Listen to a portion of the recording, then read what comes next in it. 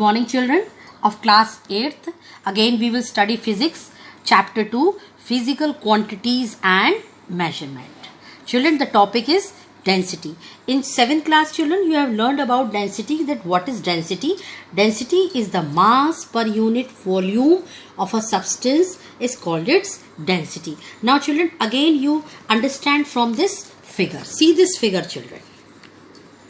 This figure, in this figure we have taken 4 cubes, one of iron, one of zinc, one of aluminium and one of wood. Weigh each of them, that is of their volumes are 1 centimeter cube. Each cubes are of 1 centimeter cube.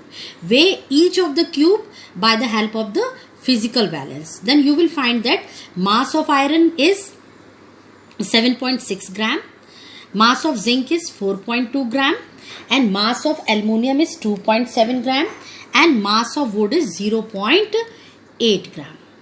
You see this thing कि they all are having equal volumes, but their masses are different. So we can conclude from this investigation that iron is denser than zinc. You see, mass of iron is more than zinc. So you can say iron is more denser than zinc.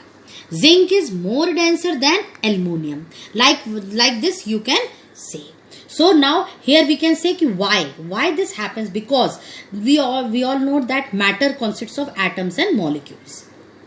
The matter is more densely packed in iron. So now what you will say, the matter or the atoms or the molecules are more densely packed in iron in comparison to zinc. Here in zinc in comparison to aluminium. Here in aluminium in comparison to wood. So we will say that the density of iron is more than the zinc, or density of zinc is more than the density of aluminium. So now here how you will measure. For to measure, a formula is density is equal to mass upon volume. Mass if you know, volume if you know, you can find the density. Symbol is D, density D, mass capital M, volume V.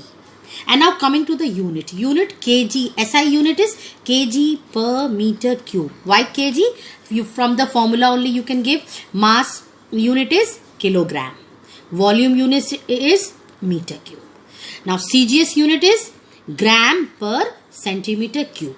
Now children, the relation between kg per meter cube and gram per centimeter cube. 1 kg per meter cube is equal to 10 की power minus 3 gram per centimeter cube, or 1 gram per centimeter cube is equal to 10 की power 3 kg per meter cube. Children, if we have to change kg per meter cube into gram per centimeter cube, or gram per centimeter cube into kg per meter cube, like this, I have taken an example.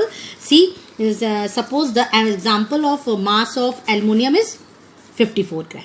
Volume of aluminium is 20 centimeter cube. So what will be the density? Just now from this formula you can take it out. Density is equal to mass upon volume. So mass is 54, volume is 20. So it will come 2.7. Now see the unit children. Here unit is gram, mass gram, volume centimeter. So your unit will be gram per centimeter cube. Means it is in CGS unit. Now if you have to change it in SI unit. So here I have given the relation. Gram per centimeter cube, if you have to change it in SI unit. So here you will multiply by 10 की power 3. So 2.7 into 10 की power 3, that is 2700 kg per meter cube. Now children, to determine the density of a solid. Now next topic is to determine the density of a solid. This also children, in 7th class you have learned that you take a measuring cylinder, fill it with water, and you take a solid or you take stone, immerse this stone in water. What you will see the level of the water will rise. Now you can find out the volume. Volume means here it is level is 70 and here it is 60. So 70 minus 60, 10 centimeter cube is the volume. Mass of the solid or the stone, that is 10 grams. Suppose you can find by the help of the physical balance. So what is the density? Density is equal to mass upon volume, that is 10 upon 10, that is 1 gram per centimeter cube. So like this you can find the density of a solid by using by using a measuring cylinder. Now children, coming to the density of liquid.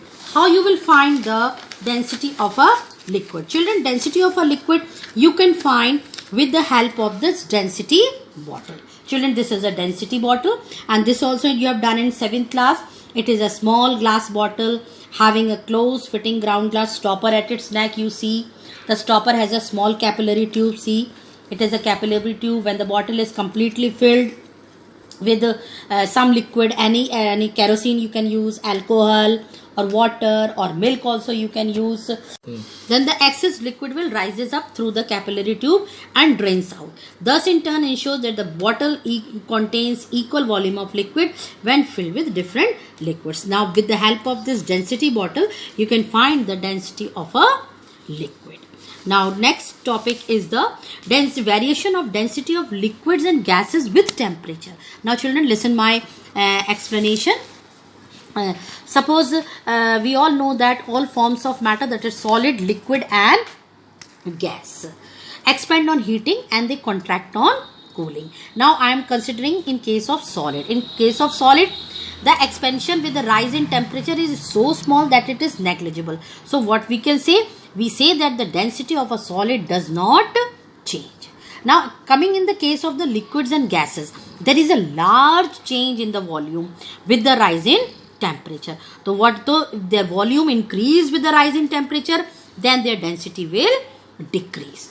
So here coming to the conclusion, this that the density of solid does not change, but the density of liquids and gases change when the volume will increase. With the rise in temperature, their density will decrease. Now children, coming to the next topic, that is convection currents. What do you mean by convection currents? Now how these convection currents are formed? Children, see this convection current. When we heat a liquid, listen it very carefully. When we heat a liquid in a beaker, the water close to the bottom of the beaker expands and its density increases. The lighter water rises up in the beaker and it takes place the cold and dense water from the upper region flows down towards the base of the beaker. Thus, a sort of current is set up in water, and this current produced in water is called convection current. Now children, for this convection current, now you come to this figure, land breeze and sea breeze. Now I am explaining land and sea breeze because land and sea breeze are caused due to the formation of convection current near the coastal areas due to uneven heating of surface of land and sea water. Now children, see this figure. Sea breeze, you have to see. What is sea breeze? A sea breeze is the wind which blows from the side of the sea towards the land during daytime. Now how I am explaining? See this figure. As the sun rises and shines equally on the surface of the land as well as the sea, the land gets heated up and as compared to sea water. The air above the land gets warm and less dense. It will become dense. So this air rises up. You see this figure, causing a drop in the air pressure. To make up this drop in air pressure, the cool air from the sea starts blowing towards the land. So this is called sea breeze. Next is the land breeze. Children, see this figure, land breeze. What is land breeze? A land breeze is a wind which blows from the land towards the sea during night. Now I am explaining how this forms. As the sun sets, both land and sea start cooling. The land cools much faster than the sea water. Then what will happen? The air above the sea is warm and hence less denser. It will become less denser. This less dense air rises up. What will happen? This will rises up, causing a drop of air pressure on the surface of sea water. To make up for this drop in pressure, the cold and dense air from the land starts blowing towards the sea, and this is land breeze. Now children, coming to the next topic, that is relative density. What do you mean by relative density? Density you have done. Now coming to the relative density, that is the ratio of the density of a substance to the density of water is called relative density of a substance. From the formula, children, you can understand. Simple, you can say RD. RD is equal to density of the substance to the density of the water, and density of water is 1 gram per centimeter cube at 4 degree Celsius. It has no unit because here density it will cut, so it has no unit. Now here I have given this example. See, suppose density of gold is 19.3 gram per centimeter cube, density of water is 1 gram per centimeter cube. So what is RD? Density of substance, that is gold, 19.3 upon density of water, that is 1. So it will come 19.3, and it has no unit. So now this is the concept of flotation and sinking. Flotation and sinking, why some substance float and why some substance sink.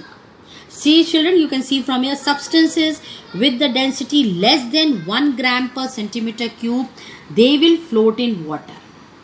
Why we are saying 1 gram? Because density of water is 1 gram per centimeter cube at 4 degree Celsius. And the substance with having density more than 1 gram per centimeter cube sinks in water, such as stone, sand, iron, aluminium, zinc, gold.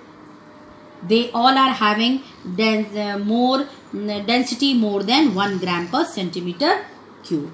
And wood, vegetable oils, kerosene oil, they have density less than 1 gram per centimeter cube, so they float in water. Now children, coming to the comparison of the densities, that's in case of solids, the intermolecular spaces are very small and intermolecular force are so large, so we can say the solids have high density. In case of liquids, this also we have learned, the intermolecular spaces are large and intermolecular force is fairly small as compared to solid, so liquid have lesser density than solids.